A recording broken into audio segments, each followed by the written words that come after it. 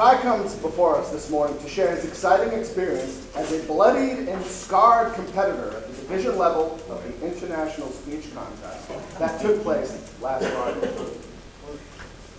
In his speech titled, "The Thrill of Victory and the Agony of Defeat," hear his bittersweet accomplishment straight from his own mouth when you help me welcome ATM Ty Patten.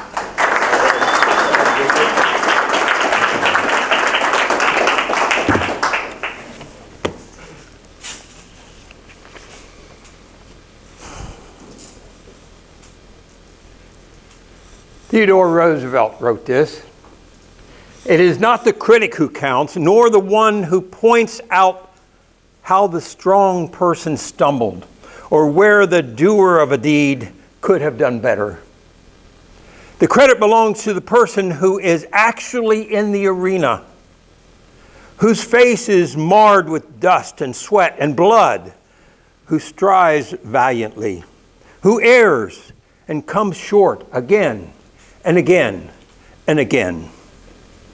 Because there is no effort without error and shortcoming. Who does actually strive to do deeds, who knows the great enthusiasms, the great devotion, spends oneself with a worthy cause, who at the very best knows the end of the triumph of high achievement, and at the very worst, if he or she should fail, they will know that they failed while daring. Far better to dare great things, to win glorious triumph, even through checkered failure, than to rank with those timid spirits who neither enjoy nor suffer much because they live in a gray twilight and they know neither victory nor defeat." I've been a member of this club for 43 years, fellow Toastmasters and guest members at the head table. Longer than some of you have been alive. And I've competed in many contests throughout my 43 years here. And I can tell you, the thrill of victory, it's there. We're born with a natural desire to want to do better. As our last speaker just pointed out, it makes no difference whether you're born in America or halfway around the world in China, wherever it may be. We all have this instinctual drive to be able to do better, to be able to improve upon ourselves. And how better to do that than to compete? Compete in this club, compete in contests. Whenever you compete, you're not going to win every time. But you know, a very wise person told me many, many years ago, it's not a matter of how many times you fall. It's a matter of how many times you get back up. For we are all going to fall, falter, and fail. But you're only a failure if you don't get back up. I admire that icebreaker. It's filled with a passion that we can all learn what it's about. It's not about where you live so much as what's inside of you, what lives deep inside you and your soul. I did not win that contest last week. And I have to tell you, in 43 years, I was never so prepared for any speech. I mean, here's my original chicken scratch, where I was putting my thoughts down on paper, just kind of scribbling it down. And that was 1, 2, 3, 4. Well, I won't count them all. I can't count that high. I can tell you this, it was more than 10 fingers. I went in there and I was confident that I was going to be victorious.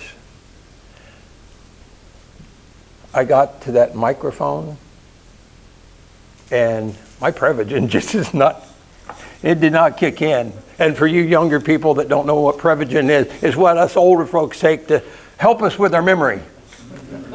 And it failed me big time last Friday. But there again, I can tell you one of the thrills, and I encourage all of us to compete at the club level, at the area level, at the division level, and go on to the district level. Because last week, some of us that were there, Carson Schaefer, Jeff Rufinock, we got to witness 2 winners that are in this room this morning that came in number 1 in their category. And I got to tell you what, when I saw Ardian, when they announced that he was the top winner, I mean, he was just filled with energy. He couldn't contain himself. And I wish I could have videotaped that, because you would have loved watching. It isn't just the thrill of my success. It was watching him. He's young enough to be my grandson. And the thrill of watching him just effervesce with excitement.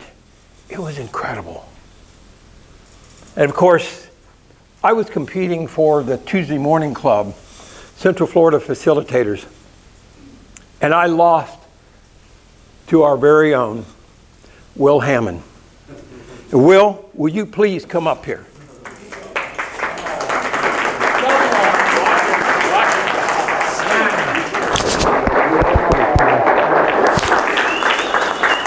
This man is on his path to greatness.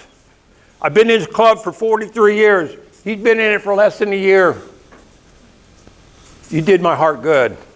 And if I'm going to lose a contest to anyone, it's got to be someone like Ardian or Will, those that have that passion. And they don't do it just because it's the next goal. They do it because they love what they do. They want to excel.